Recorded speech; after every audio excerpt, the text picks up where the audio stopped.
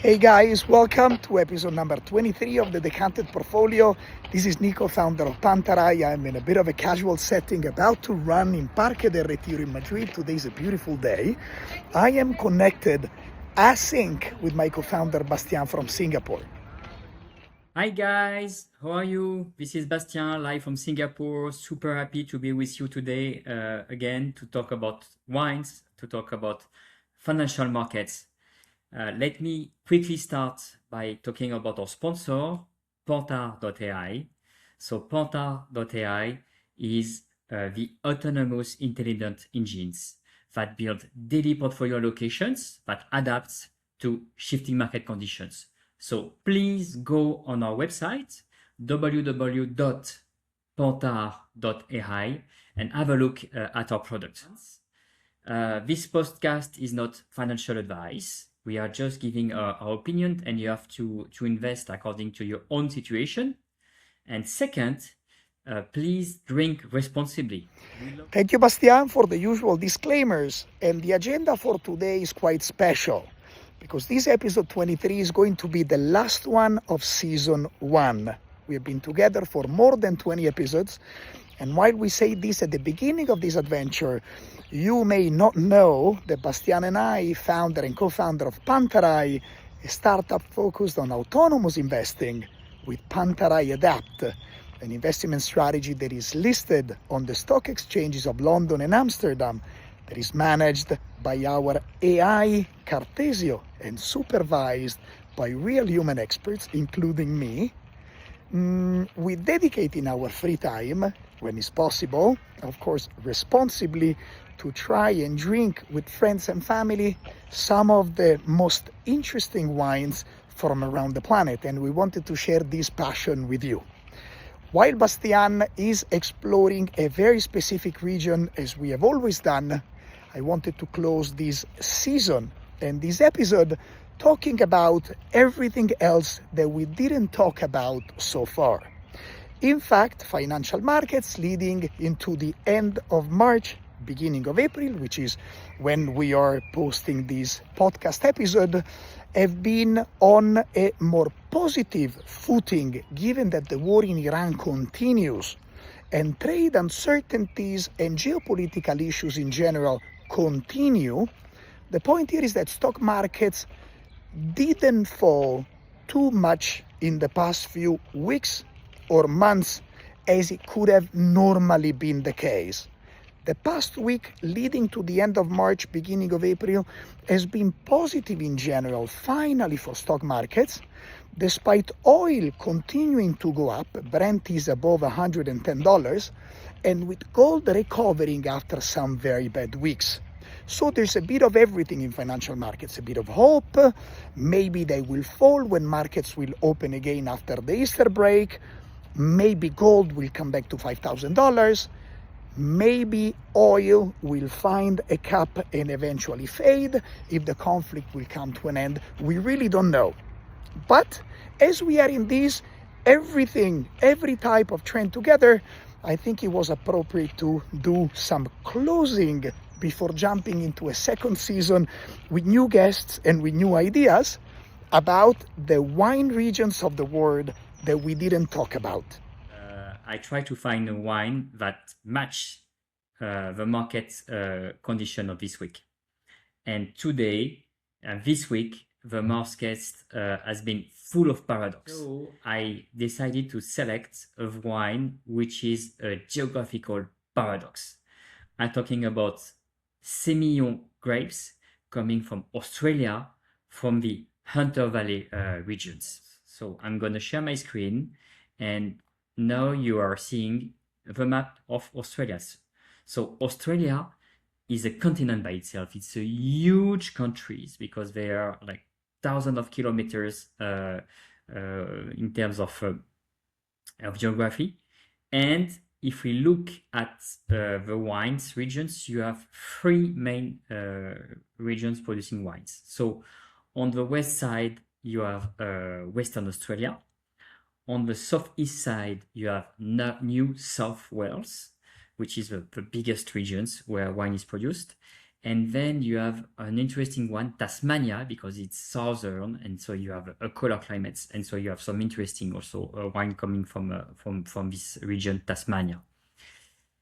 If we look at Hunter Valley, if we look at more, so let me zoom in. So this is the map of New South Wales. And you can see that basically Hunter Valley is just above Sydney on the northeast side of this map. So you see like, let's say a purple red area just above Sydney, and this is where Hunter Valley is. And this is the region I'm going to talk about during this podcast. And it's a paradox to produce wine here because the climate is almost tropical. So quite unusual to produce good wines, to be able to produce wine first, and second to produce good wine. So very hot, very humid, very rainy climate, and specifically it used to rain during the harvest, which is pretty bad for the harvest. And so what they do to basically try to get still good wines, they are doing early harvesting. So they are not waiting to have a lot of sugar in the grapes. They are harvesting when you get between 10 to 11 degrees of alcohol in the wine. Usually white wines are like from 12.5, 13 up till to 14.5, 15, depending where. And here we are below 11 or below 11. So it's a very light wine in the end. And one of the reasons also you can make wine in this tropical environment, it's because you have very high clouds, which are protecting, of course, the vineyards from the direct sun exposure. And second, you have also ocean breeze, which is cooling down basically the temperature of the regions. So what is interesting about this wine, about this low alcohol wine, it's the capacity that this wine can age for like over 20 years in a cellar. And that's interesting because the wine, because of the early harvesting, is very acid. And we already explained with Nico with the acidity, you can age the wine, and therefore you can age 10, 20 years, even more the wine, and it will still be good and interesting. Also, so they try to minimize the skin contact with the juice as well, because of course the skin will give a lot of taste to the wine. So what they do at the beginning is they try really to reduce all contacts with oxygen with the skin to minimize all these external factor, if I can call them like this, to impact the wine tasting. And therefore, if you drink a young Semillon coming from that regions, of course, it's going to be very acid, very green, okay, which can make it interesting, but of course, the impact is much more, expected when you look at aged wine. And what happened? You have a complete change. The wine is going to have a major transformation. So the tertiary taste is very interesting and pretty amazing. So first of all, in terms of color, so when you have a young Semillon from the Hunter Valley, very pale colors. When you have an old Semillon from 10 years and above, okay, if the color is going to be very rich, like and straw yellow. So very surprising for a wine with only 10 to 11 degrees of alcohol. Second, in terms of nose, you will have for the old Semillon, you will have butter toast, honey. Honey is very, the key characteristic of this wine. So, and some roasted nut nose as well. So it starts to be, very interesting. And then on the palate, when you will taste it, you still have acidity even after 10, 20 years. That's pretty amazing. You have some taste of smoke and also on lemon curd. That's very interesting. In terms of finish, again, after 20 years, you still have a very long finish, and you have a long finish and savory finish most of the time. So that's very exciting, I think, and this is really a wine that I would like to recommend you to taste if you never had the chance to do it. I did it once in my life, and I'm looking forward, as I live in Singapore, to go soon, anytime soon in Australia to taste it again. Just give you last three names of producers. Their names Tyrrell, Brokenwood, and Mount Pleasance. These are like the three most famous ones. And the price of the wine for like old Semillon wines, so meaning aged for like 10, 20 years, it's between 70 to 80 euros a bottle. So it's not a cheap wine, but think about a wine which has like 20 years plus. So that's quite still interesting. As a quick recap to what we have discussed so far, we went through the wines in South Africa, some of the ones from New Zealand, including the Pinot Noir from the area of Central Otago. We have been in Bordeaux, we have been in Champagne, we have been in Tuscany in Italy, we in Chianti specifically. We have been in Priorat. We discussed some other Spanish wine regions, including Toro. We went into Napa Valley in the US, Malbec from Argentina, Tannat from Uruguay, sparkling wines from the UK, and Prosecco. We went into the sweet wines of Tokai in Hungary, and we explored, among the other things, wines from the Middle East. Now, there's no time to do a full overview on all the other regions that we miss. We will come back with the second season for the details, but for now I just wanted to let you know, maybe before the summer of 2026, that there are some other key wine regions that you need to know about if you are exploring wines as a beginner, or if you are a connoisseur and you're looking for new ideas. And specifically, there are some very interesting red wines, and specifically Pinot Noir from additional regions in the US, Washington State and Columbia Valley specifically, beautiful place for some, medium to full-bodied Pinot Noir. Oregon with Willamette Valley, sharper Pinot Noirs from cold oceanic weather that are super interesting. To stay in that part of the world, yes, we explored the Napa, but we will need to come back to the other beautiful regions of California, starting from Sonoma and Russian River, for example. Okay, so stay tuned, and if you're interested, Chardonnays from Russian River, Cabernet Sauvignon, Merlot from Sonoma, absolutely stellar. We didn't discuss very much about Chile, another fantastic wine region. Yesterday we went through the Dom Melchor best wine on the planet a couple of years ago, according to Wine Spectator, from Puente Alto in Maipo Valley in Chile. But in Chile, there's to explore Casablanca Valley, the land of the Chardonnays and the Sauvignons from that side of the planet, which is super interesting, and the superstar Colchagua Valley. Okay, Colchagua, Maipo, Elqui, and other regions are great for exploring Cabernet Sauvignon, Merlot, but also Carmenère. Carmenère is a French grape that, like many others, we mentioned Malbec and the Tannat, found a new life in Latin America.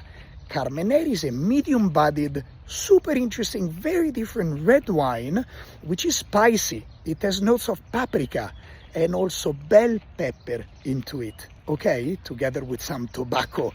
Unique, coming from Chile. We will have to go into the Patagonia region in Argentina to explore the Malbecs and the Pinot Noir coming from there. Ice wines from Canada, another very interesting nuanced product, which compared to the sweet wines from Europe, the Pasitos or the Sauterne or the Tokai, another wine region to keep in mind. And this is the Americas. Very, very quickly, there's more things to talk about, but just to put them on your radar. Spain, many regions to explore. We will have to go through Rioja, Ribera del Duero in more details, but also other regions like Ribeiro, Ribera Sacra in Galicia. While we discussed already about Albarino, go back to the dedicated episode if you're interested. Also, in Italy, a lot of regions to explore that we didn't. The Barolos and Barbarescos from Piemonte, the Friuli Venezia Giulia with both the red and the white stellar wines, the Italian Alps, also with the local Pinot Nero, also super interesting Chardonnay, or grapes like Gewürztraminer, which are semi-aromatic. We discussed about Alsace together. Thinking about semi-aromatic wines, Germany. Germany is full of super interesting and lesser known regions. The Mosel-Sass-Ruwer, beautiful region for the Rieslings, very close to Alsace, same depth, very good aging white wines with a very unique aroma and this hydrocarbons or gasoline smell that is typical of the grape. Also, Germany is the land of super interesting Pinot Noir from the cold. Palatin or Pfalz is a key region. Nahe as well. Franken.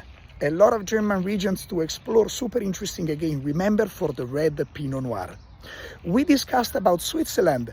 Going back again in Italy, we will have to explore Puglia with the Primitivo, which is the same clone as Zinfandel in the US. And then Sicily. Sicily has fantastic red and white wines.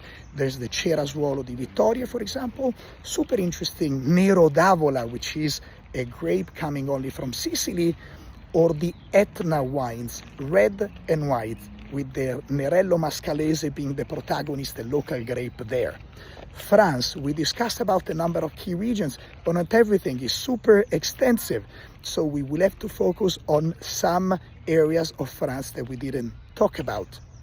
Okay, in Australia, a lot of regions on top of what we have discussed. Mornington Peninsula, Margaret River, we will have to explore them in detail. Key regions from the Syrah and Cabernet Sauvignon. Okay, so many things to look at from the next season. The closing for this one is about saying thank you for being with us. We had over 1,000 views on different episodes. I think we are close to 1,200. We have a bedrock of 20 to 30 listeners, not only staying with us every week, but listening to the podcast multiple times. So also thank you very much to you. Season 1 has been a pleasure. We'll come back with the Season 2 soon. Meanwhile, follow www.pantar.ai because we have published our Cartesio app and will stay open without subscription only for a little while. You can use the app to review in financial markets what is going on at macro level, individual asset and market level. We are posting our day-to-day tactical portfolio, adapting to any market conditions, but we are also posting more stable, macro-driven portfolios that could inspire your trading without having to spend every day on the market if you are a buy and hold investor. Okay, so we thank you very much for staying with us. Follow us with Pantarai. It has been a pleasure so far, and we'll come back for a new season soon. Bye.